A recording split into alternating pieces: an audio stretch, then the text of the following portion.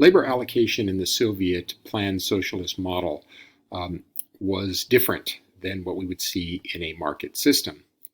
Demand was based on technical coefficients. Recall the engineers, the technocrats, as you might call them. They were the ones that determined how labor and other inputs would be used to produce the different output that was desired by the administrators.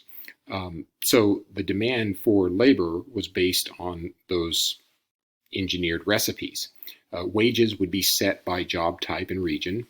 So wages might be higher for someone that is more important to the economy, like maybe a doctor. Wages would be lower for somebody that's less important, like maybe an agricultural worker. Interestingly, again, there's the socialist goal of equality, but that was not in reality produced. So wages would also vary by region, in that if there was a lack of workers in a particular area, they may raise the wages to attract workers there and away from other regions. Point is, though, wages were set by the government based on job type and region. It was a job rights economy. The citizens were guaranteed a job. In many respects, they were required to take a job. Not working would occur if you had a disability or qualified for some other reason, but generally it was expected that everybody worked. There's an old saying in the Soviet labor markets where they would contend that we pretend to work and they pretend to pay us. And this shows some of the inefficiencies, because people would show up to work, they'd always have a job, but that doesn't mean they actually produced anything of value. Labor supply came from households.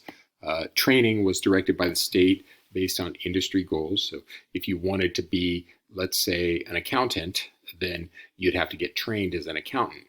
The only way that would happen is if the administrators believed they needed more accountants. Internal passport system required residency permits across cities. So in the US, you can move around anywhere you want, right? You don't need a permit to move from one state or one city to another. But in the Soviet Union, you did. You needed a residency permit to go from one place to another. And that was to control where the labor was. They wanted to make sure, the administrators wanted to make sure that there was sufficient labor in each region to accomplish the goals of that region. Overemployment was common. Overemployment is where you have too many people employed given the outcomes that you're trying to achieve. It kind of goes back to the idea of a guaranteed job. So everybody was working, but that doesn't mean they were actually producing something of value. So that shows up as overemployment. Capital allocation was also based on technical coefficients. It's fair to say that all input allocation was based on technical coefficients put together by those technical engineers. In order to produce capital, you need savings. And because the state controlled the wages, they indirectly controlled the savings rates. For example, if you were producing $20 an hour in value, maybe they only pay you $5. Well, that frees up $15 that represents savings. That savings allows the administrators to take on large capital projects. And that's why the Soviet Union was, in its post-World War II era, very productive. In fact, after World War II, there was a big question about who was going to be the superpower in the future. Was it going to be the Soviets or the US? Because they were growing at such a rapid rate. And you see this in countries today that have government largesse. In China, for example, they can build a hospital in 2 weeks, whereas it might take 2 years in the US, a market economy, because the availability of savings for capital formation is controlled by the government. So the Soviets advanced their industrial economy very rapidly because of this control over savings. Coefficient of relative effectiveness. This is the criteria that is used to choose among competing investment projects. It's analogous to the internal rate of return that we use in a market system.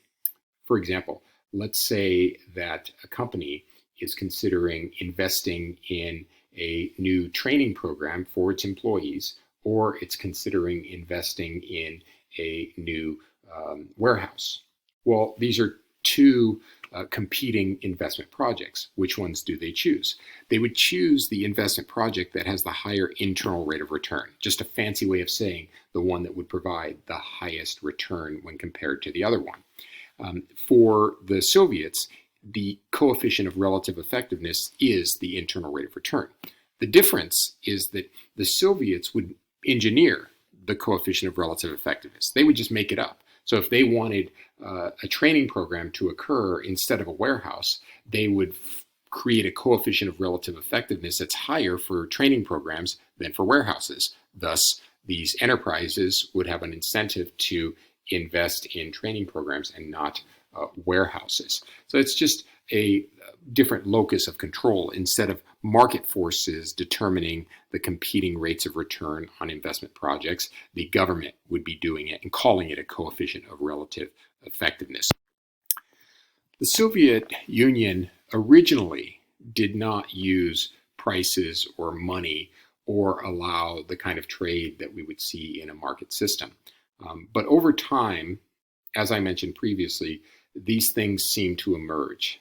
Prices, money, and trade appear to be natural elements of human society. For example, in Cuba and North Korea today, there are prices, there is money, and there is trade. It's more controlled than you would see in a free market system like the US. Industrial prices in the Soviet Union were generally set equal to the average cost of the industrial branch. So if it costs $30,000 to produce a car, then they would sell that car at a price of $30,000. So people were paying the cost of production. That doesn't mean they always achieve this. The goal might be to have the price cover the average cost, but we saw from before that there's the soft budget constraint, which often led to costs being much higher than the revenue, meaning that they were selling products for less than what it cost the industrial branch to produce.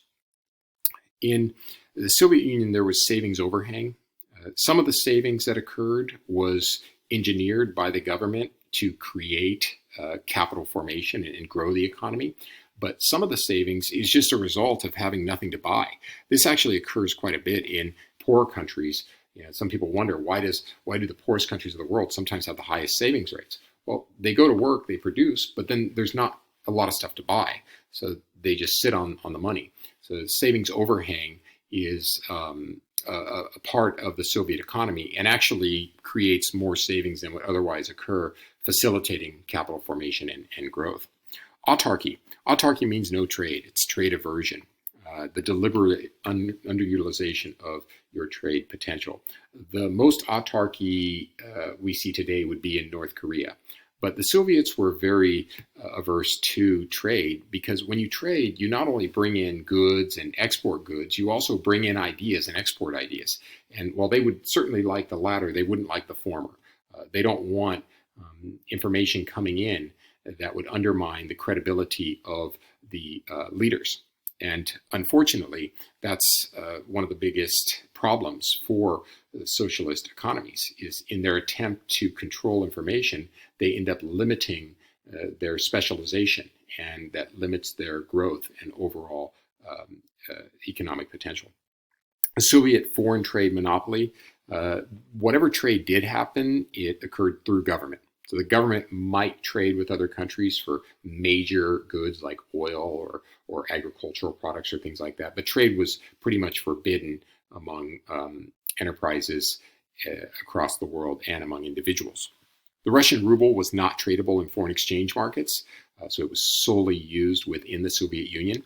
Imports were regulated to necessities that could not be produced domestically. If they could produce it domestically, they used autarky. They didn't trade. If they couldn't, then through government control, they would get those goods as necessary. Exports, which were primarily agriculture, were simply used to pay for imports. Buying stuff from one country, you got to pay them with something, and people obviously wouldn't want the ruble, so what they would do is pay for their imports with their exports. The Soviet economy did grow, slowing pace, 6%, 5%, 3.5%, and 2% for each decade from the 50s through the 80s. Primarily extensive versus intensive growth.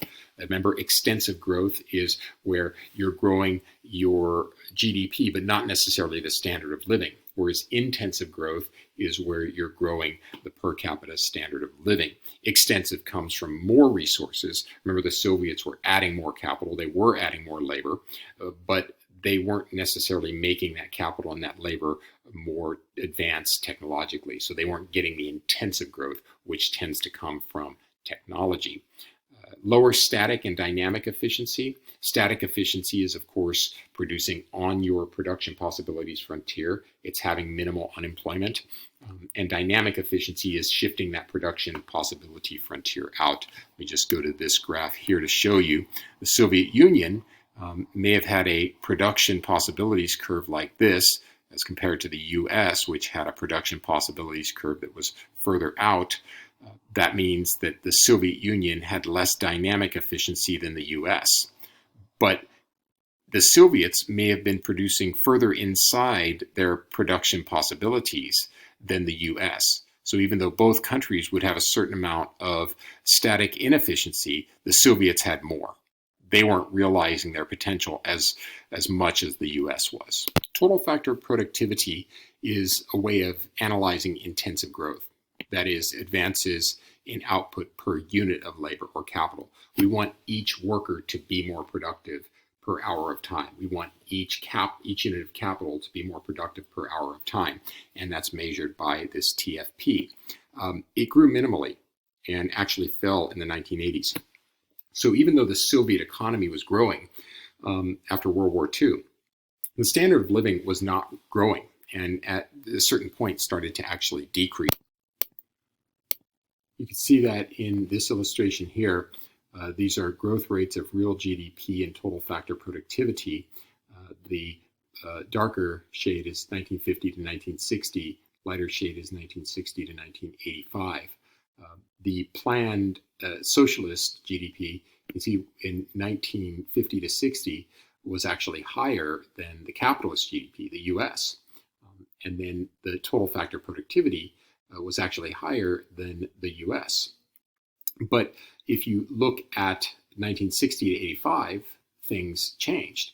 The socialist GDP was lower than the capitalist GDP, and total factor productivity was lower for the Soviets than for the US.